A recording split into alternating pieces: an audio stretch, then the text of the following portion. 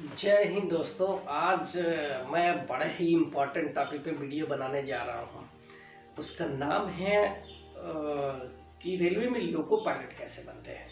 मेरे बहुत सारे फेसबुक फ्रेंड्स और भी लोग पूछते हैं कि ये लोको पायलट कैसे बनते हैं, तो मैंने सोचा क्यों ना इस टॉपिक पर आज एक वीडियो ही बना लिया जाए। तो चलो शुरू कर लेते हैं।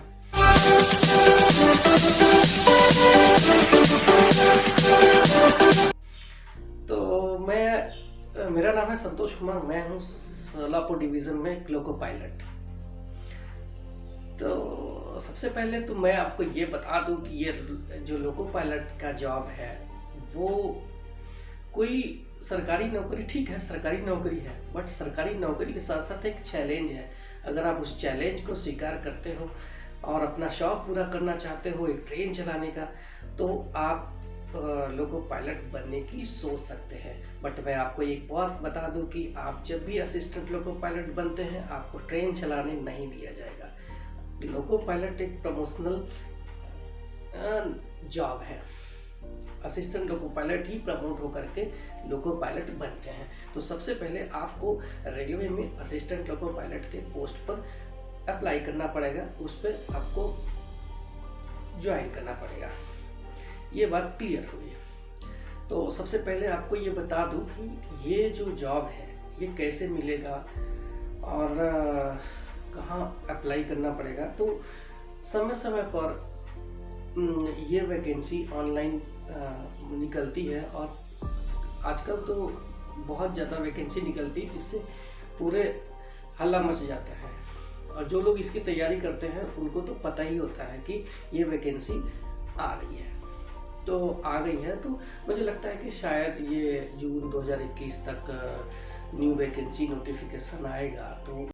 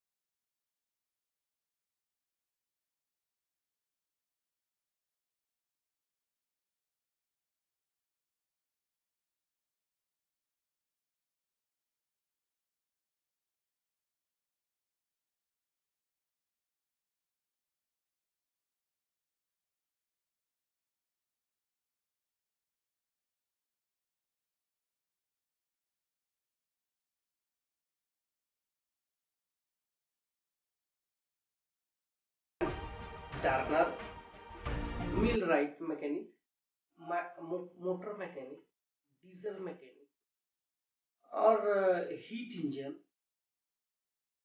ये कुछ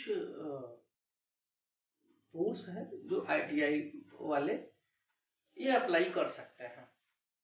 या फिर डिप्लोमा होना चाहिए।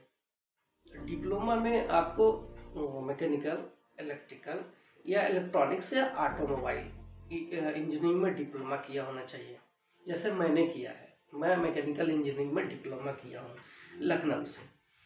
तो या आप इन तीनों के अलावा आप ग्रेजुएट है, समझो आपने बी या बीटेक किया हुआ है मैकेनिकल, इलेक्ट्रिकल, इलेक्ट्रॉनिक्स या फिर ऑटोमोबाइल या इलेक्ट्रॉनिक्स इंजीनियरिंग में, तो भी आप इसके लिए एलिजिबल है। तो आप जब भी वैसी वैकेंसी आती है तो आप उसको अप्लाई कर सकते हैं। और अब जब आपने अप्लाई कर दिया तो उसमें आपको फिर आपको कॉल के लिए एग्ज़ाम के लिए बुलाया जाएगा, और इस प्रक्रिया में लगभग 6 महीने से साल भर लग जाते हैं, या कभी कभी उससे भी ज़्यादा लग जाते हैं। इस बीच में आप अपनी तैयारी कर सकते हैं।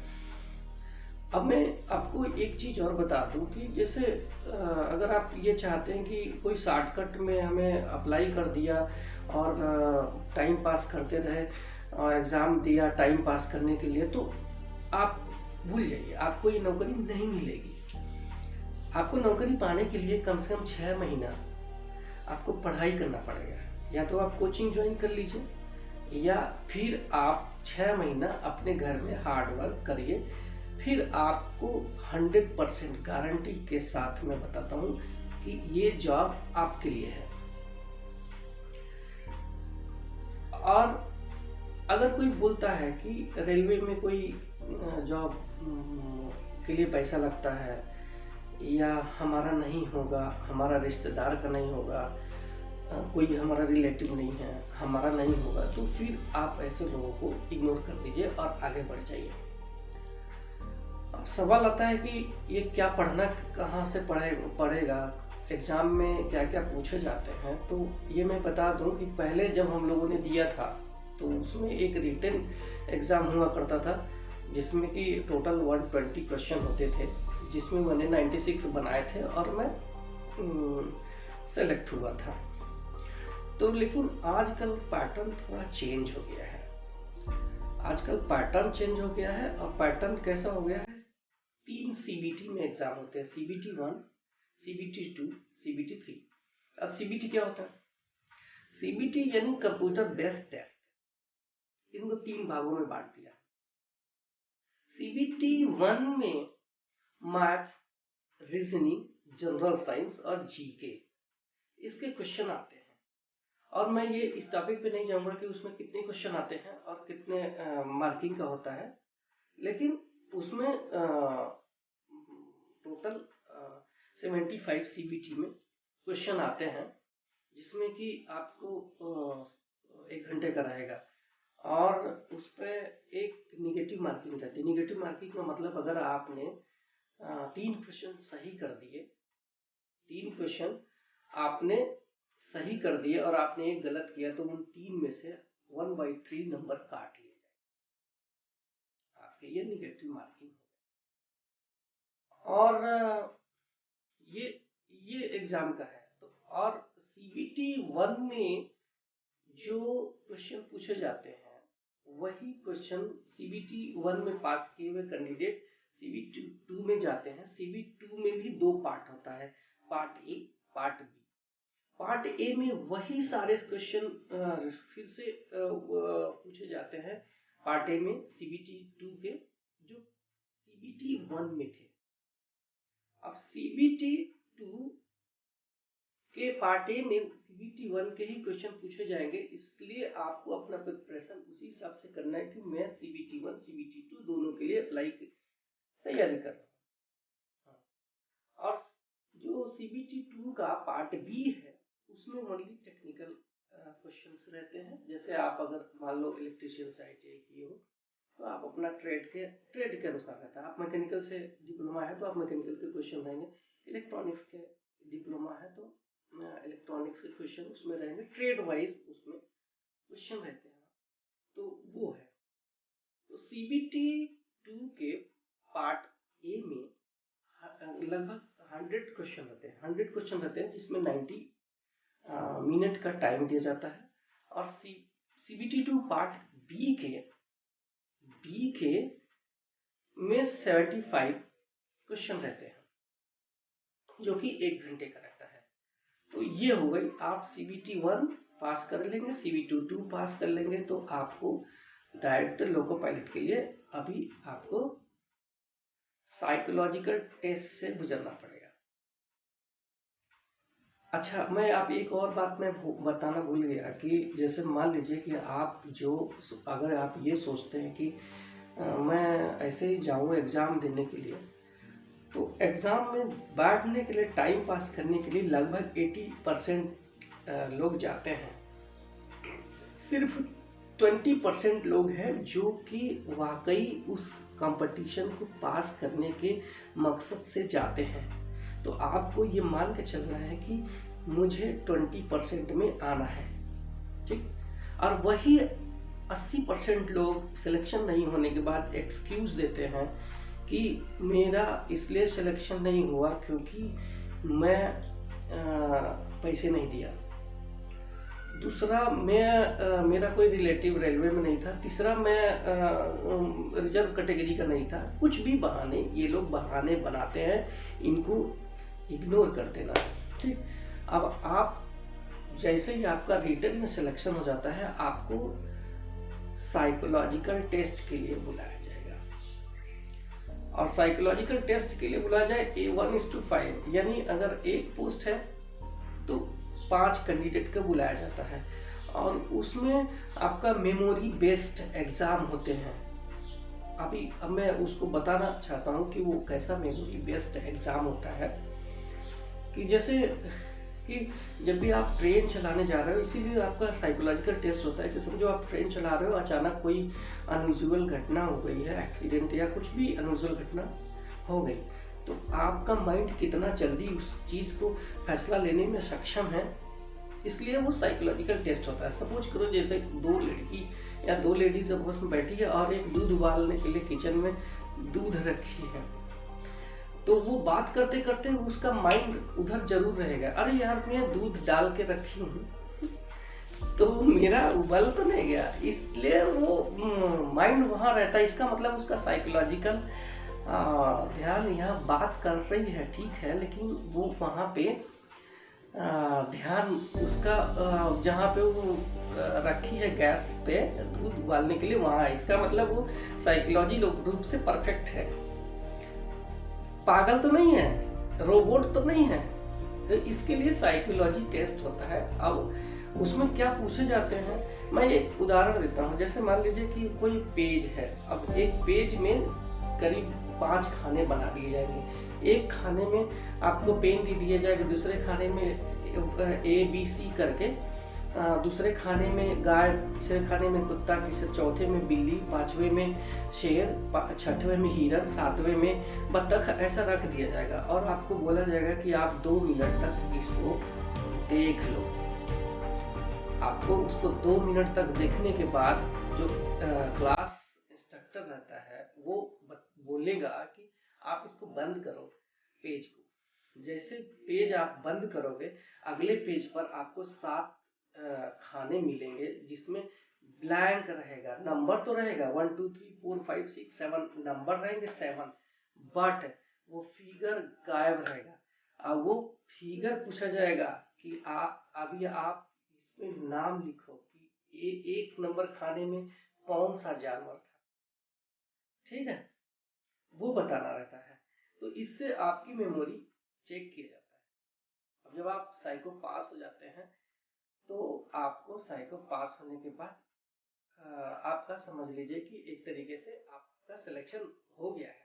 अब रेलवे आपको डॉक्यूमेंट वेरिफिकेशन के लिए आपको बुलाएगी। डॉक्यूमेंट वेरिफिकेशन में आपने जो डॉक्यूमेंट्स फॉर्म फिलअप करते समय आपने लगाए थे, वो फॉर्म फिलअप करते समय लगाए थे, वही वो रेलवे के ऑफिसर चेक करते हैं कि क्या ये बराबर है, क्या कहीं ऐसा तो नहीं कि आपने किसी और का डॉक्यूमेंट्स फॉर्म समय अप्लाई करके इस समय किसी और का लगाया है और यहाँ किसी और का दिखा रहे हो, तो उसमें आपका एक तो ये आपको कैंसिल कर दिया जाएगा, आपको ज्वाइन नहीं मिलेगी। दूसरे आप पर फोर्जरी का केस बन सकता है, ठीक। अब डॉक्यूमेंट्स वेरिफिकेशन सक्सेसफुली होने के बाद आपको मेडिकल के लिए भेज दिया जाता है। अब वो मेडिकल कैसा रहता है, बहुत सारे लोगों का सवाल रहता है कि ये मेडिकल कैसा रहता है। तो मैं आपको बता दूं, ऐसा कोई आर्मी का कोई कैंप नहीं लगा है कि वहाँ पे मिलिट्री भर्ती है और वहाँ पे मेडिकल हो रहा है, ऐसा नहीं है। हमारे जैसा ही साधारण बंदा जो रहता है वो मेडिकल में वो पास हो सकता है, बशर्ते कि कुछ चीज़ें ज़रूरी है। जैसे उसकी दोनों आँखें 6/6 होनी ही चाहिए। अगर आप 6/6 नहीं जानते हैं तो आप अपने नज़दीकी आई स्पेशलिस्ट से पूछिए कि सर मेरा 6/6 है क्या, फिर आप अप्लाई करिए। क्योंकि आप अप्लाई करते समय आपने 6/6 नहीं दिया तो वो आपका कैंडिडेचर कैंसिल हो जाएगा कि आपने फॉर्म अप्लाई करते समय बोला था 6/6 है बट यहाँ नहीं है। तो आप चेक करा लीजिए और उसके बाद फिर मेडिकल में जाइए। आपकी आँखें बराबर होनी चाहिए और आप नॉर्मल शरीर है तो भी चलेगा। कोई कोई भी पूछता है कि सर मेरा हाथ टूटा हुआ है तो क्या मेरा मतलब उंगली टूटी है, गिर गया था मैं, तो क्या मुझे रेलवे में असिस्टेंट का जॉब मिलेगा क्या। एक लड़का तो पूछा कि सर मैं यहाँ पे गर्लफ्रेंड का नाम लिख लिया हूँ तो क्या मुझे ये जॉब मिलेगा। अरे भैया इस पे लिख लिया तो क्या, उससे क्या होता है, उससे कोई मतलब नहीं है। आप टैटू गुदवा लिए हो, कोई मतलब नहीं है, आपको जॉब मिलेगा। बशर्ते आप ये देखो कि कहीं ऐसा तो नहीं कि आपने लेजर ऑपरेशन करवाया है, लेजर ऑपरेशन वाला नॉट अलाउड। आँखें आपकी मजबूत होनी चाहिए। जैसे आपको वहाँ पे आई स्पेशलिस्ट रहेंगे, आपको पहले बड़े अक्षरों में बड़े सिटी का नाम जैसे पटना, जयपुर, नई दिल्ली या राजस्थान ऐसा कुछ लिखा रहेगा बड़े अक्षरों में। फिर उसके बाद उसको जो अक्षर है उसको छोटा करते जाएंगे, छोटा करते जाएंगे और बोलेंगे कि आप एक एक आंख से आप उस जो अक्षर है उसको पढ़ते जाओ कि वो कौन सी सिटी का नाम लिखा है। तो नॉर्मली सारे लोग बता देते हैं क्योंकि जिसकी आंखें नॉर्मल है तो वो बता ही देता है, कोई दिक्कत की बात नहीं है। अब और आप हार्ट पेशेंट नहीं होने चाहिए। हार्ट पेशेंट का मतलब है कि आपके हार्ट मजबूत होने चाहिए कि कल को आप ट्रेन लेके जा रहे हो और आपका हार्ट अटैक आ गया तो वो फिर आप अपनी जान तो मुश्किल में डाले ही, आपके पीछे लाखों लोग हैं या हजारों लोग हैं सॉरी, तो वो उनकी जान बनाएगी। इसलिए हार्ट का पेशेंट नहीं होना चाहिए। आपको हाइड्रोसील नहीं होना चाहिए। अगर हाइड्रोसील है तो वो बोलेंगे कि आप इसका ऑपरेशन करवा लो और हाइड्रोसील हार्निया, तो तब आपको ले लेंगे। तो ये है। आपको कैंसर तो नहीं है, आपको एड्स तो नहीं है, ये सब चीज़ें हैं। बाकी एक नॉर्मल मेडिकल होता है, उससे घबराना नहीं। अब मेडिकल होने के बाद आपको डायरेक्ट लोगों में या इंजन में नहीं भेज दिया जाता है, आपको वहाँ से ट्रेनिंग सेंटर भेज दिया जाता है। ट्रेनिंग सेंटर में भेज दिया जाएगा, वहाँ ट्रेनिंग होगा और उस दौरान आपको एक मंथली स्टाइपेंड मिलना शुरू हो जाएगा। बट आप जब ज्वाइन करोगे तो आपको फुल सैलरी मिलेगी, जब जो कि लगभग 30 से 35 हज़ार स्टार्टिंग में हो जाएगी। तो और जब वहाँ ट्रेनिंग कंप्लीट करेंगे, ट्रेनिंग कंप्लीट करने के बाद आपको शुरू में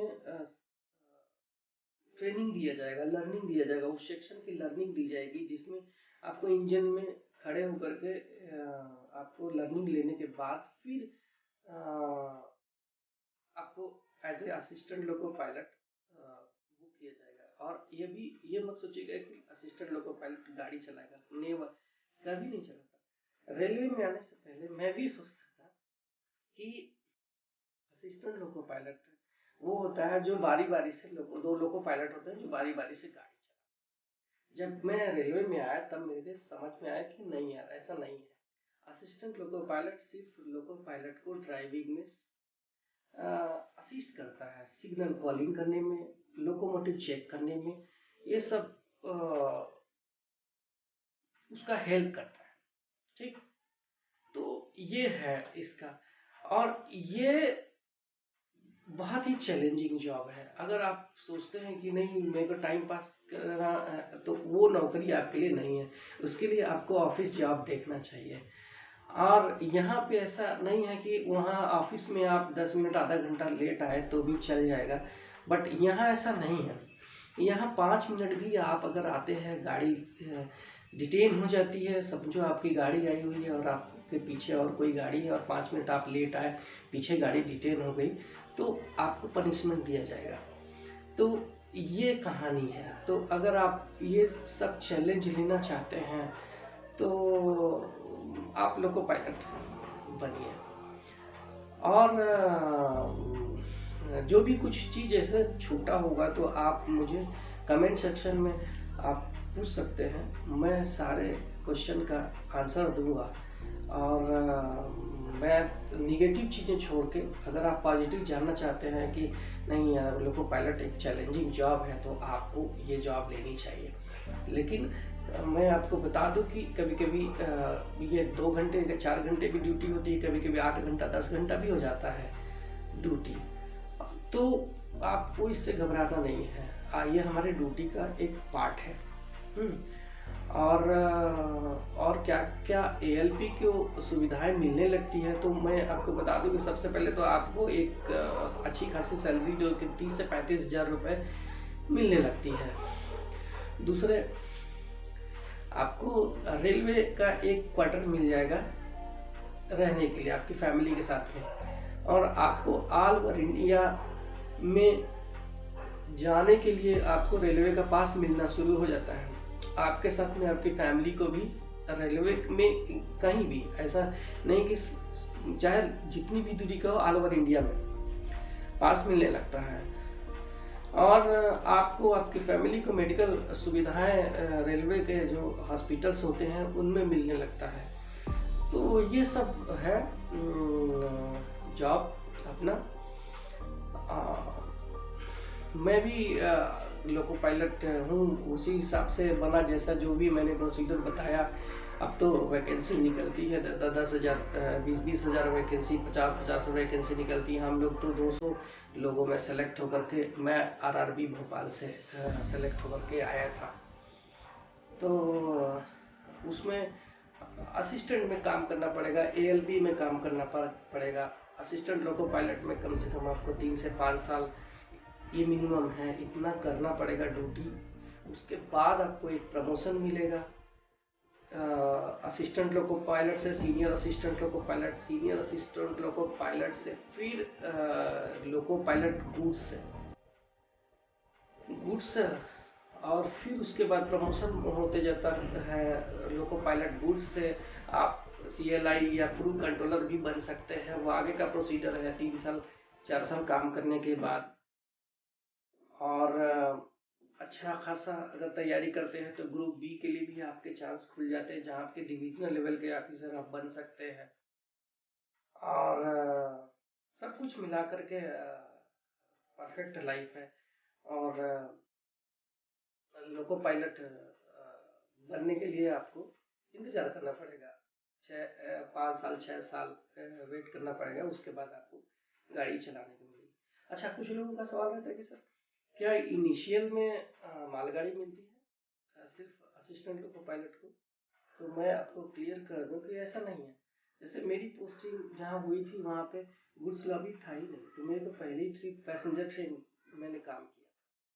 तो ऐसा कुछ नहीं है, आपके लॉबी पर डिपेंड करता है कि वहाँ पे कौन सी ट्रेनें चल रही है। आपके लॉबी में अगर पैसेंजर ट्रेन चल रही है तो आपको पैसेंजर मिलेगा, नहीं तो अगर गुड्स ट्रेन चल रही है तो शुरू में कोशिश करते हैं गुड्स ट्रेनें एक सीनियर लोको पायलट के साथ में आपको दे दिया जाएगा। आपको उसके साथ में सीखना पड़ेगा और करना पड़ेगा काम धीरे धीरे। ये है कहानी। मुझे उम्मीद है कि आप लोगों को ऐसा पसंद आया होगा। वैसे कुछ भी अगर छूटा है तो आप मुझे कमेंट में पूछ सकते हैं। ये मेरा शायद पहला ही वीडियो है जो कि मैं शूट कर रहा हूँ अकेले रूम में, यहाँ कोई नहीं है। तो मैं फिर किसी और टॉपिक पर वीडियो चाहिएगा तो आप बोलिएगा, मैं बनाऊँगा ज़रूर। Okay, thank you.